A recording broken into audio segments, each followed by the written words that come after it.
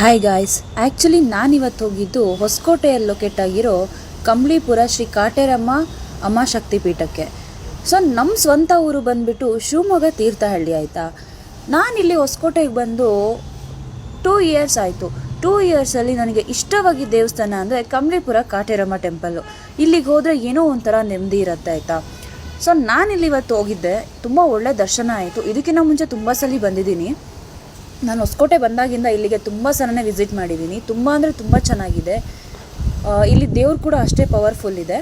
ನೀವು ಕೂಡ ಒಂದ್ಸತಿ ವಿಸಿಟ್ ಮಾಡಿ. ನಮ್ಮ ಬೆಂಗಳೂರು ಹೊಸಕೋಟೆ ಅಲ್ಲಿ ಲೊಕೇಟ್ ಆಗಿರೋ ಕಂಬಳಿಪುರ ಕಾಟೇರಮ್ಮ ಶ್ರೀ ಅಮ್ಮ ಶಕ್ತಿಪೀಠ ಈ ದೇವಸ್ಥಾನಕ್ಕೆ.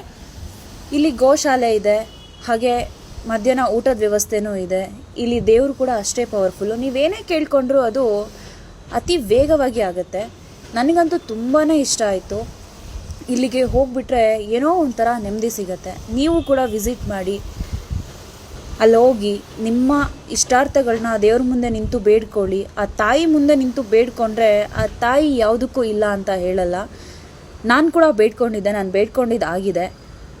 ದಯಮಾಡಿ ನೀವು ಹೋಗಿ, ಯಾರಿಗೆ ಏನೇ ಪ್ರಾಬ್ಲಮ್ ಇದ್ದರೂ ಇಲ್ಲಿ ಒಂದು ಸತಿ ವಿಸಿಟ್ ಕೊಟ್ಟು ಅಲ್ಲಿ ಆ ತಾಯಿ ಆಶೀರ್ವಾದವನ್ನು ಪಡ್ಕೊಳ್ಳಿ. ಹಾಗೆ ಮಧ್ಯಾಹ್ನ ಊಟದ ವ್ಯವಸ್ಥೆ ಕೂಡ ಇರುತ್ತೆ. ಮಧ್ಯಾಹ್ನ ಊಟದ ವ್ಯವಸ್ಥೆನೂ ಮಾಡಿ. 9 ವಾರ ಕಾಯಿ ಕಟ್ಟಿದ್ರೆ ಇಲ್ಲಿ ನೀವು ಅಂದ್ಕೊಂಡಿರೋದಾಗತ್ತೆ. ಸೊ ಎಲ್ಲರೂ ವಿಸಿಟ್ ಮಾಡಿ.